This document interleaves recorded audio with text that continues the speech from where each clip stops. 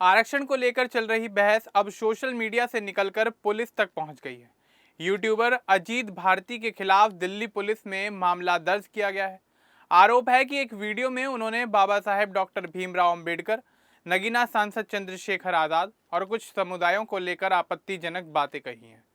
इस मामले में SC/ST एक्ट के तहत केस दर्ज किया गया है। बताया जा रहा है कि विवाद की शुरुआत वीडियो के कमेंट से हुई और धीरे धीरे मामला पुलिस थाने तक पहुंच गया। अब पुलिस पूरे मामले की जांच कर रही है। आखिर वीडियो में ऐसा क्या कहा गया है जिस पर विवाद खड़ा हुआ और शिकायत दर्ज कराई गई?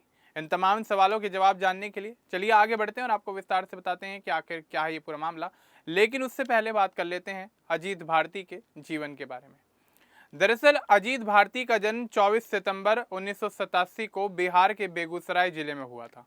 उनका गांव रतनमन बाभनगामा या मंझौल इलाके में बताया जाता है। वे एक मिडिल क्लास फैमिली से ताल्लुक़ रखते हैं।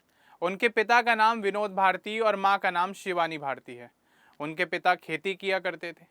अजीत जब काफ़ी छोटे थे तो उस समय ही उनका पूरा परिवार दिल्ली आ गया था। इसके बाद उनका ज़्यादातर बचपन दिल्ली में ही बीता और साथ ही उनकी परवरिश भी दिल्ली में ही हुई।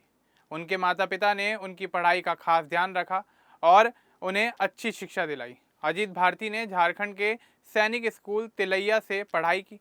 स्कूल में उन्हें अनुशासन के साथ खेलने का भी अच्छा माहौल मिला। वे वहां बास्केटबॉल टीम का हिस्सा रहे। इसके अलावा उन्होंने स्टैंड अप कॉमेडी और थिएटर में भी भाग लिया।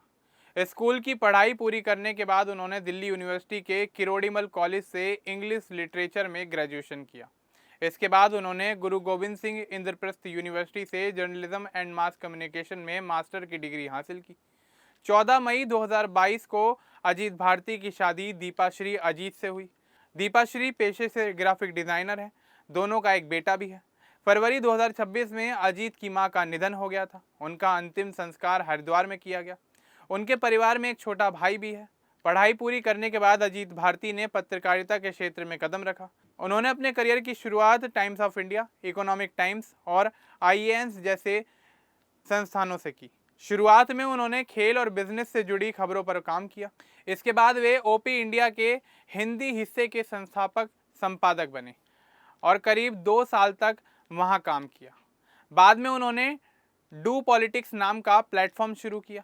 फिलहाल वे AB4 मीडिया चलाते हैं। अजीत भारती यूट्यूब पर भी काफ़ी ज़्यादा एक्टिव हैं। उनके चैनलों पर राजनीतिक और सामाजिक मुद्दों से जुड़े वीडियो आते रहते हैं। सटायर और रोस्ट के अंदाज में अपनी बात रखने की वजह से वे युवाओं के बीच काफ़ी ज़्यादा लोकप्रिय हैं। उन्होंने कई किताबें भी लिखी हैं। इनमें बकर Puran, Ghar Waapsi, there will be no love और जो भी कहूँगा सच कहूँगा जैसी किताबें भी शामिल हैं। हालांकि अजीत भारती का नाम कई बार विवादों से भी जुड़ा रहा है। साल 2024 में राहुल गांधी को लेकर बनाए गए एक वीडियो के मामले में कर्नाटक पुलिस ने उनके खिलाफ मुकदमा दर्ज किया था। बाद में हाईकोर्ट ने जांच पर रोक लगा दी थी। साल 2025 में तत्कालीन मुख्य न्यायाधीश BR गवई को लेकर की गई टिप्पणी के बाद नोएडा पुलिस ने उनसे पूछताछ की थी। कुछ घंटों बाद उन्हें छोड़ दिया गया था। न्यायपालिका को लेकर उनकी टिप्पणियों के मामले में अवमानना की कार्यवाही की बात भी सामने आई थी। अगस्त 2026 में अजीत भारती आरक्षण हटाओ आंदोलन से भी जुड़े।